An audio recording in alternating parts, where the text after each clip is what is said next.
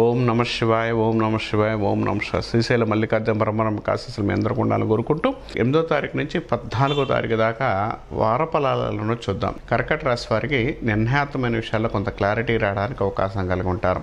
కొత్తగా ఏదైనా చేయాలనుకున్న విషయాల్లో కొంత క్లియర్గా ఉండే అవకాశం కానీ, డెవలప్మెంట్ ఉండే అవకాశం కానీ కలిగి ఉంటారు.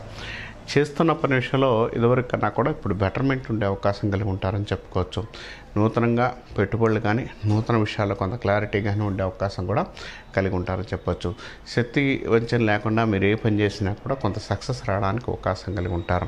నూతన ప్రయత్నాలు ఏదైనా చేసే విషయంలో కొంత క్లారిటీ రావడానికి అవకాశం కలిగి ఉంటారని చెప్పుకోవచ్చు. ఈ సంవత్సరంలో మీరు అనుకున్న పనుల విషయంలో మంచి క్లారిటీ రావడం, కొంత డెవలప్మెంట్ రావడం, కొంత అనుకూలమైన ఫలితాలు ఉండడానికి అవకాశం కలిగి ఉంటారు.